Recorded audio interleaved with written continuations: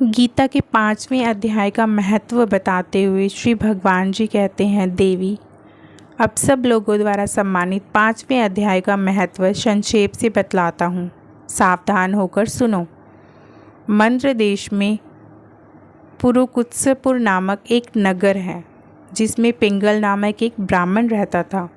वह वेदपाठी ब्राह्मणों विख्यात वंश में जो सर्वथा निष्कंडल था उत्पन्न हुआ था, किंतु अपने कुल के लिए उचित वेद शास्त्रों के स्वाध्याय को छोड़कर ढोल आदि बजाते हुए उसने नाच गाने में मन लगाया था। गीत नृत्य और बाजा बजाने की कला में परिश्रम करके पिंगल ने बड़ी प्रसिद्धता प्राप्त कर ली और उसी से उसका राजभवन में भी प्रवेश हो गया।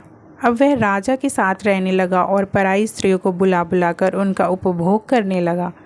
स्त्रियों के सिवा और कहीं उसका मन नहीं लगता था। धीरे धीरे अभिमान बढ़ जाने के कारण उच्छृंखल होकर वह एकांत में जा राजा से दूसरों के दोष बतलाने लगा। पिंडल की एक स्त्री थी जिसका नाम था अरुणा। वह नीच कुल में उत्पन्न हुई थी और कामी पुरुषों के साथ विहार करने की इच्छा से सदा उन्हीं की खोज में घूमा करती थी। उसने पति को अपने मार्ग का कंटक समझकर एक दिन आधी रात में घर के भीतर ही उसका सिर काटकर मार डाला और उसकी लाश को जमीन में गाड़ दिया।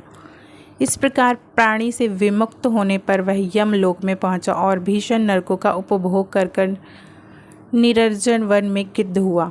अरुणा भी भागांतर रोग से सुंदर शरीर को त्याग कर घोर नरक भोगने के पश्चात उसी वन में सुखी हुई। एक दिन वह दाना चुगने की इच्छा से इधर उधर फुदक रही थी। इतने में ही उस गिद्ध पूर्व जन्म के वैर का शमन कर उसने अपने तीखे नखों से उसे फाड़ डाला। सुखी घायल होने पर पानी से भरी हुई मनुष्य की खोपड़ी में गिरी। गिद्ध पुनः उसकी ओर झपटा। इतने में ही जाल फैलाने वाले बहेलिये ने उसे बाणों का निशाना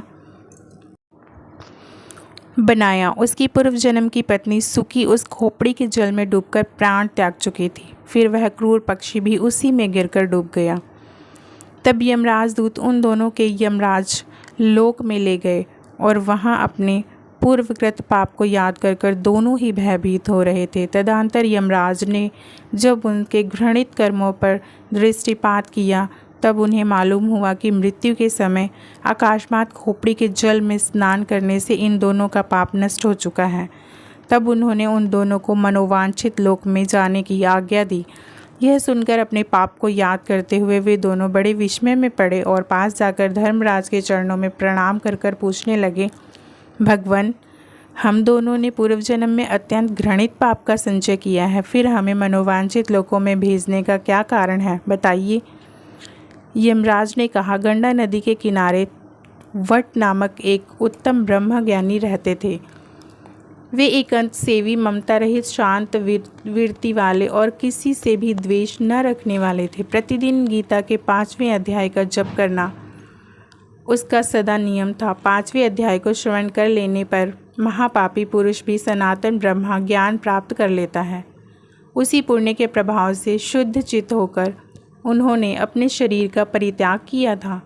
गीता के पाठ से जिनका शरीर निर्मल हो गया था, जो आत्मज्ञान प्राप्त कर चुके थे, उन्हीं महात्मा खोपड़ी का जल पाकर तुम दोनों भी पवित्र हो गए हो। अतः तुम दोनों मनोवांछित लोगों को जाओ,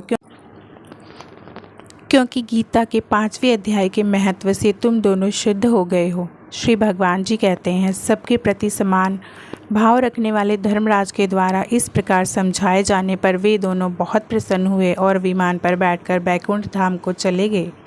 जय श्री कृष्ण।